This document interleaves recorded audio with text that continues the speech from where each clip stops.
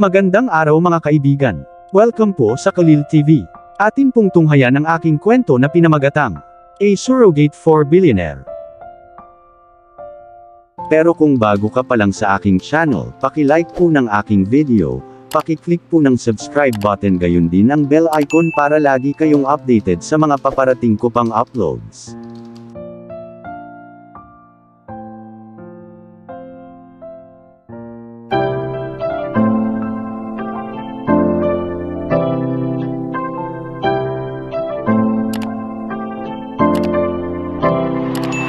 Kalil TV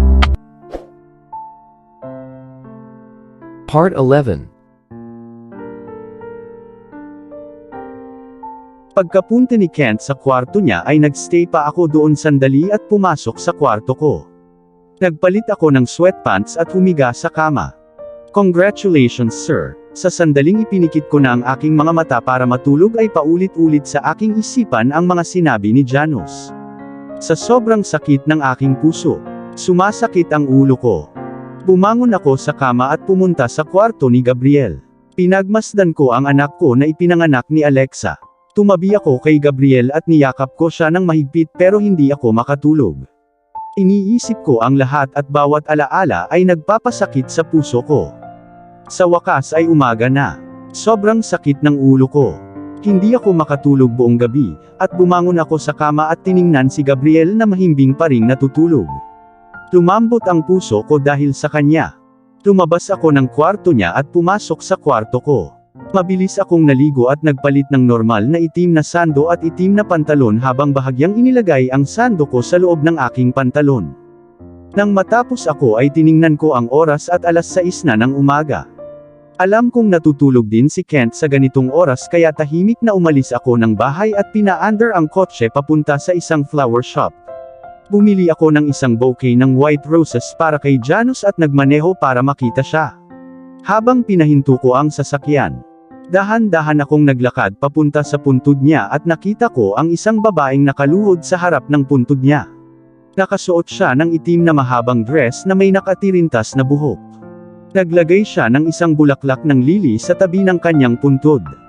Tinitigan ko lang siya saglit at lalong bumilis ang tibok ng puso ko nang makita ko ang nanginginig niyang balikat. Umiiyak siya. Naaalala ko ang unang araw na nakita ko siya sa harap ng ospital. Huminga ako ng malalim at naglakad palapit sa kanya. Nilagay ko ang white roses na binili ko para kay Janos sa tabi ng white lily ni Alexa, pero hindi niya ako napansin. Umiiyak lang siya habang sinusubsob ang mukha sa mga palad niya. Alexa, nakita kong paos ang boses ko at puno ng kalungkutan. Nang marinig niya ang boses ko ay tumingin siya sa akin at mabilis na tumayo. Pinunasan niya ang luha niya at saglit na tumingin sa mata ko at tumalikod na para umalis. What the hell? Aalis siya ng ganun-ganun lang. Alexa, sandali. Hinawakan ko siya sa kamay at nagsalita. Pakawalan mo ako. Don't touch me, pilit niyang tinabig ang kamay ko at umalis nang hindi man lang tumitingin sa akin.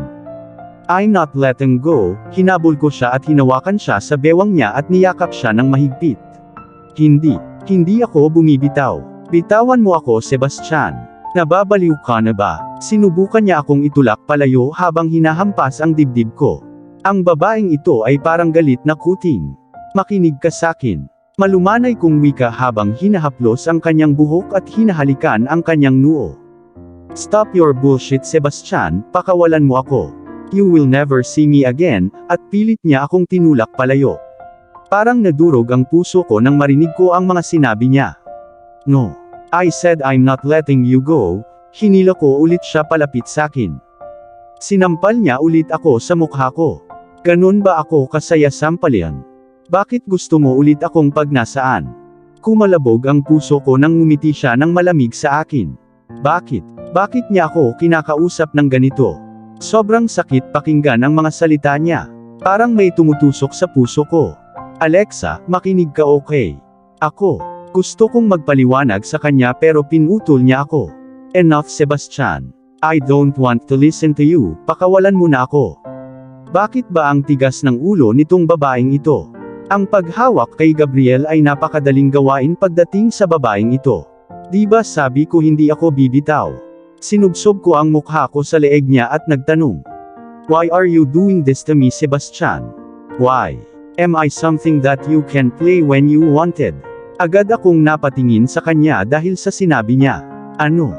Hindi. Ano ang pinagsasabi niya? Anong pinagsasabi mo? Tanong ko sa kanya habang umiiwas siya ng tingin sa mga mata ko at tinulak ulit ako palayo at umalis na lang siya. Napaka-komplikado talaga ng babaeng ito. Bigla akong nakaramdam ng galit dahil hindi siya nakikinig sa akin. I'll make her listen to me. Lumapit ako at hinawakan siya sa kamay. Let me go, bastard. Idiot. Sigaw niya sa akin pero wala akong pakialam.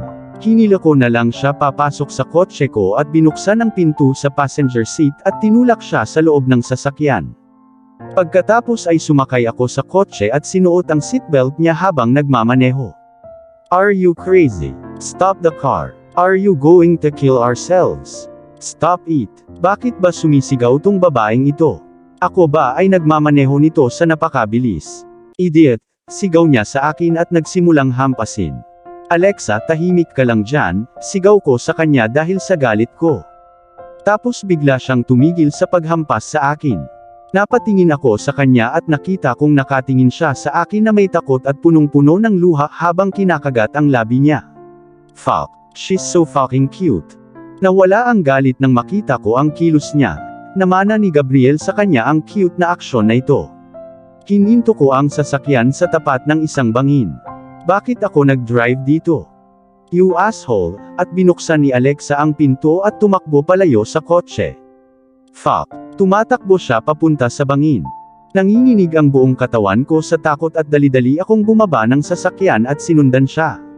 Alexa, bumalik ka. Sigaw ko pero hindi niya pinansin ang mga sigaw ko. This woman. Holy fuck. Tapos huminto siya sa tapat ng gilid ng bangin at tumalikod habang nakatingin sa akin. Huminto ako ng ilang hakbang palayo sa kanya at bumuntong hininga. Bumalik ka, Alexa, mahuhulog ka. Dahan-dahan akong humakbang papunta sa kanya at nagsalita. She's fucking gorgeous. Ang kanyang buhok at ang kanyang mahabang dress ay gumugulong sa parehong ritmo, dahil sa hangin at kasabay nito ay ang sinag ng araw ay dumapo sa kanyang balat at ginawa nitong ang kanyang kagandahan ay naging isang bagay na kahit sino ay hindi maabot. Fuck, akin ang babaeng ito. Huwag kang lalapit or tatalon ako. Nabalot ng kilabot ang puso ko dahil sa sinabi niya kaya napahinto ako on the spot. Alexa, bata ka ba o ganyan? Mas magaling si Gabriel sa'yo. Bumuntong hininga ako at tinignan ang mukha niya. She was looking at me with a stubborn expression. Bitawan mo ako o tumalon ako dito. Ang lakas talaga ng loob ng babaeng ito na takutin ako. Ginagamit pa niya ang buhay niya. I can't. I'm not letting you go. Napabuntong hininga na sabi ko sabay iwas ng tingin sa akin. Okay. Saka siya tumalikod. Fuck, tatalon siya. Okay. You win and I'll let you go. Come here now. Sabi ko habang mabilis siyang tumingin sa akin. Talaga? Tanong niya ulit habang nakatingin sa mga mata ko. Mabilis akong bumaba at tumango sabay buntong hininga. Tapos dahan-dahan siyang lumapit sa akin. Tandaan mo ito, aking mahal na babae, walang paraan na palayain kita sa buhay na ito. Nang makalayo na siya sa bangin ay hinawakan ko siya sa bewang at niyakap siya ng napakahigpit at humalakhak sa tenga. Hinding-hindi ko bibitawan ang babaeng ito. Paano niya hihilingin na pakawalan ko siya? Hindi pwede. Bakit ko nakalimutan na sinungaling ka pala, Sebastian? Fuck. Kinagat niya lang ang balikat ko. Aso ba ang babaeng ito? Masakit. Tapos binitawan ko siya at tumingin siya sa akin na walang emosyon ang mukha. Nagsinungaling ako dahil gusto kong umalis ka doon sa bangin. Sabi ko at hinawakan siya sa kamay habang naglalakad ako papunta sa sasakyan. Sebastian, I don't want to argue with you, just please let me go. I won't come here again and I won't bother you guys. Puno ng luha ang mga mata niya habang nakatingala sa akin. Ano? Saan niya gustong pumunta? Saan mo gustong pumunta, Alexa? Sigaw ko sa kanya habang inaalis ang kamay ko. Bakit ba napakatigas ng ulo ng babaeng ito? Bakit hindi niya maintindihan? Kung saan ako nakatira dati. Tumingin siya sa ibaba habang nakagat ang ibabang labi. Nakakatuwa siyang pagmasdan. Okay, go. Akala ko mahal mo si Gabriel at magbi-birthday ka kasama niya. Huwag na huwag mo siyang babalikan. Sabi ko habang tumalikod na ako para umalis. Mahal ko siya. Hindi ba ikaw ang gustong makahanap ng mommy sa kanya, Sebastian? Hindi ba ako karapat-dapat na maging mommy niya dahil mahirap akong babae? Nanikip ang puso ko nang marinig ko ang basag niyang boses. Ano ba yan? Mabilis akong lumingon para makita siya at nakita kong namula ang mukha niya at nangingilid ang mga luha pababa sa kanyang pisngi. Anong pinagsasabi mo? Lumapit ako sa kanya at hinawakan ang mukha niya. Tumingin siya sa akin saglit at umiwas ng tingin. Nakahanap ka ng ibang babae bilang mommy niya, di ba? Tanong niya sa akin habang pilit na tumutulo ang luha niya. Shit. What the hell? Hindi ako nakahanap ng ibang babae. I've never found woman to be his mother. What are you talking about, Alexa? Kung gusto kong ibang babae ang maging mommy niya, bakit hinayaan ko siyang makilala ka? Tanong ko sa kanya habang pinupunasan ko ang luha niya. And especially I don't give a damn about the fact that you're a poor woman. I have money, so that means you have too. Hinalikan ko siya sa noo at sinabi yon. Pero nakita ko. Muli niya akong tinulak palayo at nagsalita. What the fuck did she see? Anong nakita mo, Alexa? What the hell? Ang gulo ng isip ko dahil sa mga sinasabi niya sa akin ngayon. Pinakita sa akin ng lola mo ang picture niyo ni Gabriel na may kasamang babae. Papakasalan mo daw siya at dinadala niya ang anak ko. Nababalot ng galit ang puso ko. Nagpakita ng larawan si Lola at sinabi sa kanya ang mga bagay na iyon. Alexa, sinabi niya sa iyo ang mga bagay na iyon pero nag-inarte ba ako na magpapakasal ako sa isang babae at gagawin siyang nanay ni Gabriel? Tanong ko sa kanya habang nakatingin siya sa akin. But you didn't come for the whole damn 3 weeks, Sebastian, and you even let another woman touch my son. Sigaw niya sa akin na puno ng galit ang mukha. Huminga ako ng malalim at hinawakan siya sa kanyang braso habang dinala ko siya sa sasakyan. Ang babaeng ito ay parang isang bagay na hindi ko makontrol. Saan mo ako dadalhin? Pinaupo ko siya sa passenger seat at sinuot ang seatbelt niya habang hindi pinapansin ang mga sigaw niya. Tapos sumakay na ako sa kotse at tiningnan siya. Hindi ako makakapunta dahil may nangyari at hindi ko hinayaang hawakan ng babaeng iyon ang anak ko. Gusto ng lola ko na pakasalan ko ang babaeng iyon at hindi ibig sabihin na pakasalan ko siya, Alexa. Gabriel didn't even like that woman and also me, iisa lang ang mommy ni Gabriel at ikaw yon. Bakit nakatulala ka? Tanong ko sa kanya habang nakakunot ang noo niya sa akin. Samahan mo akong umuwi. Gabriel wants to celebrate his birthday with his mommy. At pinaandar ko na ang sasakyan palayo. Stop the car. I want to buy something for Gabriel. Napatingin ako sa kanya at tumango. Tinatrato na ako ng babaeng ito bilang katulong niya. Di bale basta kaya ko siyang maging akin. Itinigil ko ang sasakyan sa tapat ng isang shopping mall na pag-aari ko at pagkahinto ko ng sasakyan ay bumaba na siya ng sasakyan. Alexa, bumaba ako ng sasakyan at dali-daling sinundan siya. Pagkalapit ko sa kanya hinawakan ko ang kamay niya. Baliw ka. She was like a angry cat. Bakit ba palagi niya akong sinisigawan? Hindi ko na mabilang kung ilang beses. Sabay na tayo, sabi ko at pinulupot ko ang braso ko sa bewang niya at hinila siya palapit sa akin. Alam kong may gusto siyang sabihin pero hindi ko siya hinayaan. Pumasok kami sa loob ng shopping mall at sa wakas ay huminto siya sa harap ng isang tindahan ng laruan. Napatingin ako sa kanya at nakita kong nakangiti siya habang nakatingin sa mga laruan. Lumambot ang puso ko nang makita ko ang malumanay niyang ngiti. Pagkatapos ay mabilis siyang tumingin sa akin at ngumiti at tumakbo siya papasok sa shop. Bakit ang cute ng babaeng ito? Para siyang bata. Sinundan ko siya papasok ng shop at tumabi sa kanya. Makikita ko ba ang robot na yon? Tanong niya habang nakangiti sa lalaki na nasa loob ng shop. Fuck. Bakit ito nakangiti sa kanya? Yes, madam, at binigay niya ang robot sa kanya. Bibilhin ko ito. Magkano? Tiningnan niya sandali ang robot at nagtanong. 500 pesos, madam. Inilabas ni Alexa ang kanyang wallet ngunit bago pa niya magawa ay ibinigay ko na ang aking card sa cashier. Ano ang iniisip mo na wala akong pera para makabili ng regalo para sa sarili kong anak? Hindi ko kailangan ang pera mo, at kinuha niya ang aking card sa cashier at inilagay niya sa bulsa ng damit ko. Bakit ba ang salbahe ng babaeng ito? Naglakas loob pa siyang pagalitan ako sa harap ng mga empleyado ko. Mr. Madrigal, may narinig akong pamilyar na boses at napalingon ako sa likod. Then I saw the son of the manager in this shopping mall. I nodded at him and noticed his eyes are not with me but with the woman who was standing beside me. There para tumingin sa babae ko. I'm done, let's go. Itinulak ni Alexa sa mga kamay ko ang regalong binili niya at sinabihan ako. Ako ba talaga ang katulong niya? Mr. Madrigal ito. Napatingin ako sa lalaking nakatingin pa rin kay Alexa na parang natulala. Fuck ka bastard. Tapos nakita ko yung gulat na mukha niya dahil sa pakikitungo sa akin ni Alexa. My woman, with that I grabbed Alexa from her waist and pulled her closer to me as I left with her. Tumingin siya sa akin tapos bumalik ulit ang mata niya kay Alexa. What are you looking at? Interested in her. If you want to live without your eyes you can continue and watch her. Mabilis siyang bumaba na may takot habang nagsasalita ako. Nasiyahan talaga ako sa sagot niya. Sorry Mr. Madrigal. I was wrong, sabi niya sabay liko ko sa kaliwa kasama si Alexa. What was that Sebastian? Are you a criminal or something? How can you threaten people like that? Sigaw ulit niya. Why? He was looking at you and I don't like that, simpleng sabi ko sa kanya habang siya ay nagpakawala ng malalim na hininga.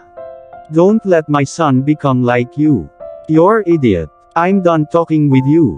Napabuntong hininga ako at tumango dahil hinding-hindi ako mananalo sa babaeng ito.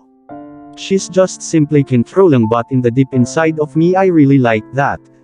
Teka, hindi pa tayo bumili ng cake para sa kanya. Tumingin siya sa akin at nagpout. Oh my god, ang cute niya. I really like the word that she used tayo. Bumili kami ng cake para sa kanya. Let's go. 8:30 na ng umaga, masayang tumango siya sa akin. Pagkatapos ay nagmaneho na ako papunta sa apartment at mabilis na bumaba ng sasakyan si Alexa. Sebastian, bilisan mo. Umiti siya sa akin at kinuha ang binili niyang robot para kay Gabriel. Bumuntong hininga ako at dali-daling lumabas ng sasakyan at sumama sa kanya papasok sa apartment. Pagdating namin sa apartment namin ay bumukas ang pinto at si Kent iyon. Nakatingin si Kent kay Alexa na parang wala pa siyang nakikitang babae. Tumingin sa kanya si Alexa saglit at tumingin sa akin. Kent, umalis ka na. With that I pushed him away at pumasok sa bahay. Damn Sebastian, pinagtatabuyan mo ba ako? Sigaw ni Kent habang sinusundan kami. Mommy, you're here, narinig ko ang masayang boses ni Gabriel habang tumatakbo papunta kay Alexa. Happy birthday my sweetheart. Mommy loves you so much. With that Alexa gave the gift to Gabriel and picked him up. I love you too mommy. What the fuck? Bulong lang ba siya sa tenga niya?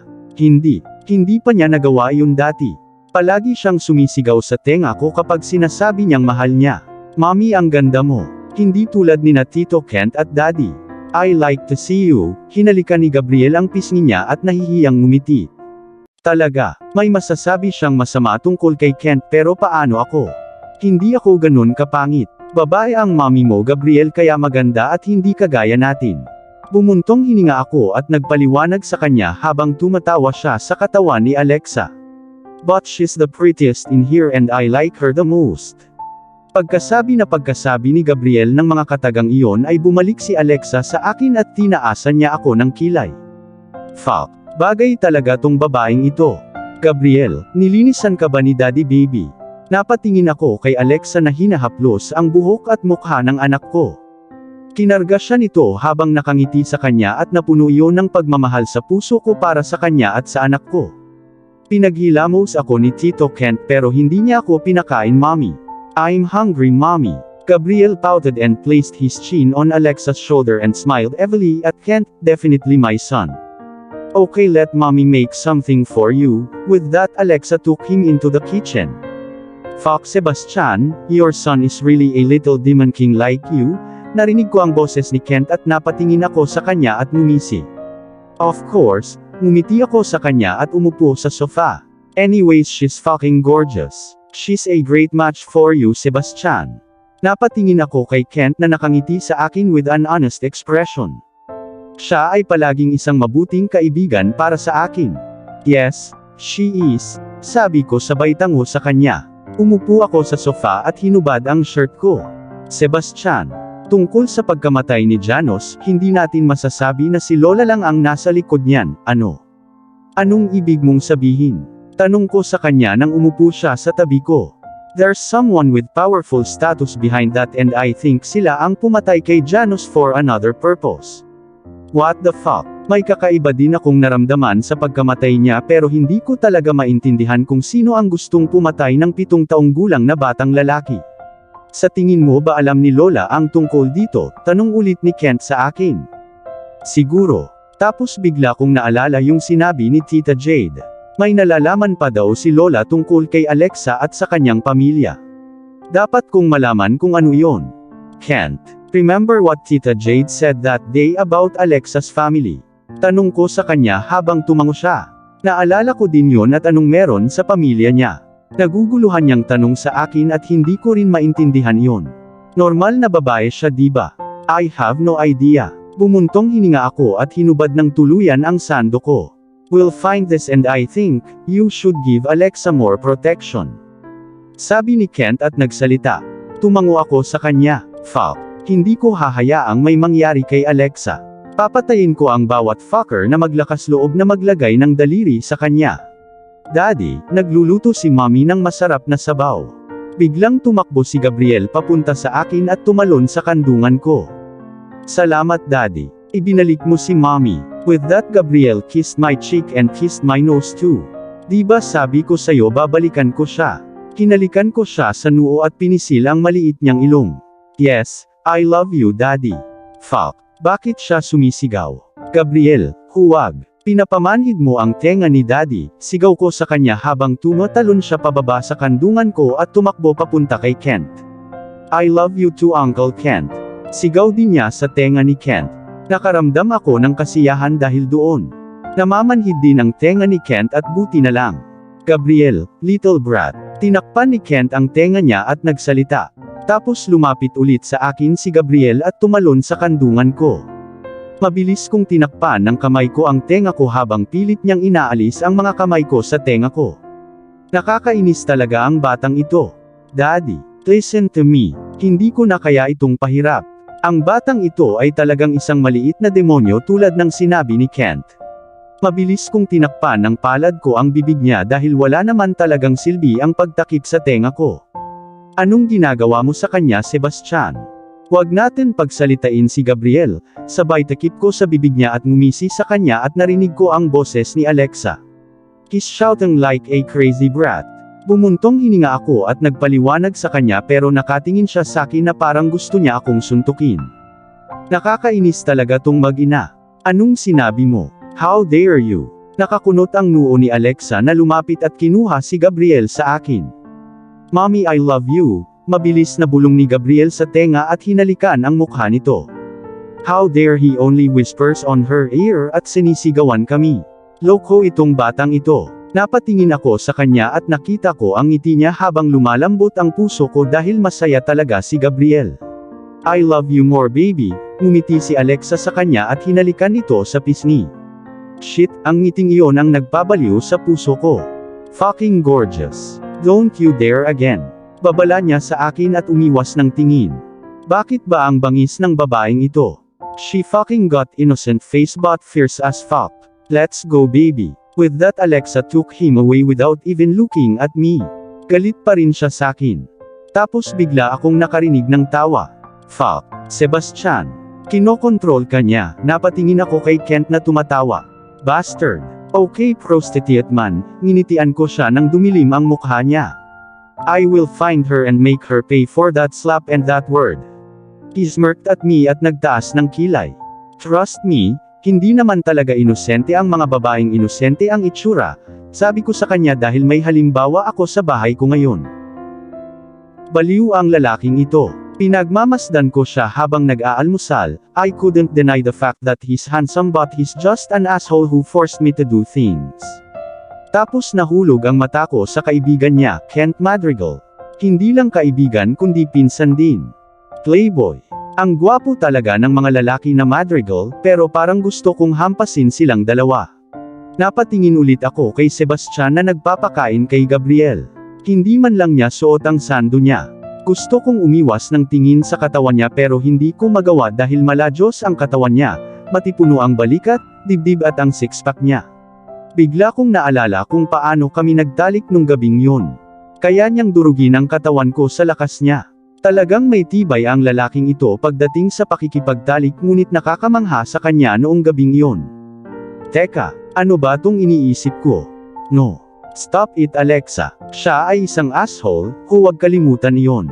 Pervert. Malinaw na alam ni Sebastian ang paraan para manatili ako. Masaya ako dahil hinayaan niya akong makasama ang anak ko pero sa tuwing naaalala ko si Janos. Hindi ko kaya. Napatingin ako kay Sebastian habang inaalala ko kung paano ko siya hinintay. May lakas ng loob pa siyang pumunta sa puntod ng kapatid ko. Hindi ko pa rin makalimutan at hindi ko makakalimutan ang nawala sa akin dahil sa lalaking ito. Mami, gusto mo si Daddy? Bumalik ako sa katinoan nang marinig ko ang boses ng baby boy ko. Teka, ano lang ang tinanong niya? Napatingin ako kay Gabriel at nakita kong nakatingin siya sa akin at napatingin din sa akin si Sebastian. No. I only like you. Isang pilit na ngiti ang pinakawalan ko habang napakagat sa ibabang labi ko. Tigilan mo na ang pagpapahiya sa sarili mo Alexa. Pero gusto ka ni Daddy Mommy. Tama ba ako Daddy? Napatingin si Gabriel kay Sebastian at nagtanong with his big bright eyes. So cute and pretty. Siyempre gusto ko ang mommy mo. Napatingin ako kay Sebastian na nakangiti sa akin. See, mommy he likes you kaya dapat gusto mo rin siya. Ano? Bakit ko naman siya magugustuhan?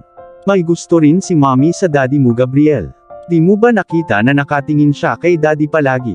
What the hell? Napatingin ako sa lalaking nagsalita. Kent Madrigal. Talaga, nakatingin ka sa akin. Kaya pala naramdaman kong may tumitingin sa akin. Matamis nang umiti sa akin si Sebastian at sinabi, "Bastard, that's good mommy." Tumawa si Gabriel laban kay Sebastian at ngumiti. Napatingin ako sa ngiti niya at nakita kong naaakit ito dahil si Janos ay may ngiti din sa kanya. Nang hindi nakipagtalo sa tatlong lalaking ito ay tumango ako at nagpatuloy sa pagkain. Mahigit 3 oras kong kasama si Gabriel habang nakayakap at tumatawa at sa wakas ay nakatulog na rin siya. Niyakap ko siya at hinalikan sa noo habang nakapikit. Hindi ko maiwasang isipin si Janos. Naging masaya ako kay Gabriel pero hindi ko makalimutan si Janos kahit isang segundo. Dahan-dahan akong bumangon sa kama at naglakad patungo sa balkonahe ng kwarto ni Gabriel. Kitang-kita ko ang buong paligid mula doon at lumalamig na dahil papasok na ang taglamig.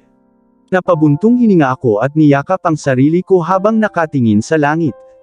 Paano ako aalis? Hindi ko kayang bitawan si Gabriel at iwan siya. I love him so much but I can't stay here too and this Sebastian is making things hard. I want to leave him pero hindi pwede. Part of my heart is already attracted to him and I just can't betray myself. But every time I remember Janos, I want to run away from Sebastian. Nagpakawala ako ng malalim na hininga at nagpasya na iwan sila dahil hindi ako bagay sa buhay nila. Ako ay isang surrogate lamang at ang aking presensya ay magdudulot lamang ng mas maraming problema para sa kanila. Hindi ko kayang iwan silang dalawa. Mali ang ginawa ni Sebastian bagay sa akin pero hindi ko lang siya kayang iwan pati ang anak ko. Napuno ng luha ang mga mata ko at pinigilan ko ito nang hindi ito hinayaang bumagsak.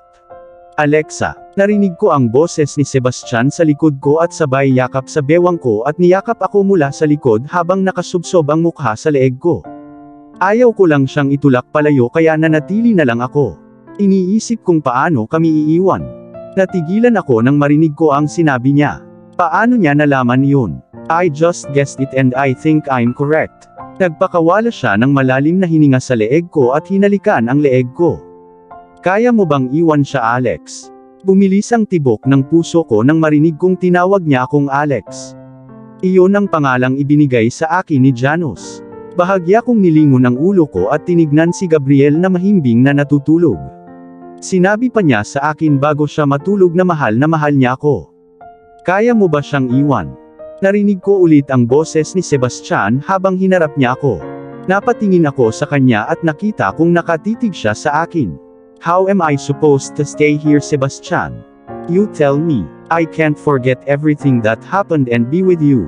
I just can't. Hinawakan ko ang sando na nakasabit sa katawan niya at tinanong siya. Hindi ko na napigilan ang aking mga luha dahil naalala ko kung gaano ako naging walang magawa 4 na taon na ang nakakaraan.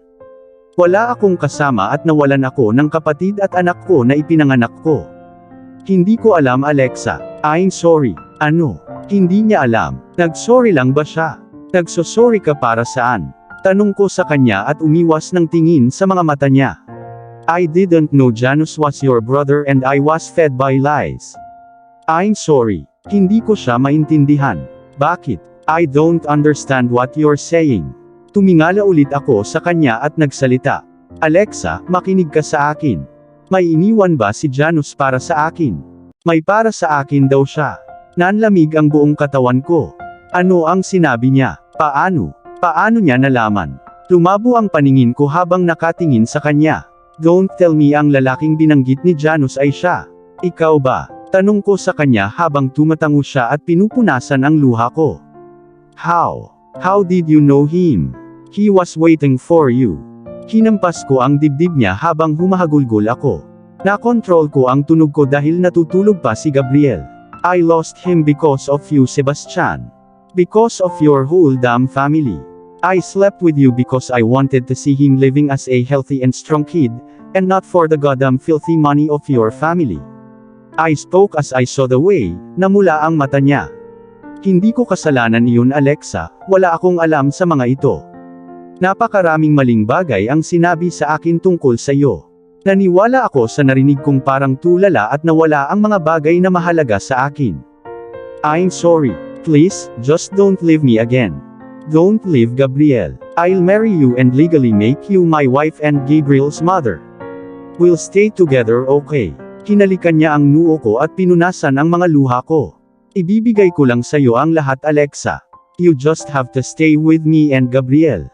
Napatingin ako sa mapupulan niyang mata at napabuntong hininga habang nakapatong ang noo ko sa dibdib niya. Maging pamilya tayo, okay? Hinalikan niya ang ulo ko at niyakap ako ng sobrang higpit. Hindi ko lang maintindihan ang mga sinasabi niya sa akin. Nabuhayan ako ng emosyon nang marinig ko ang sinabi niya. Paano ako maniniwala sa kanya? Napatingin ulit ako sa kanya habang bumuntong hininga. At dito na po, nagtatapos ang part 11 ng ating kwento. Sabay-sabay po natin abangan ang susunod na kabanata. Maraming salamat po. God bless and stay safe, everyone.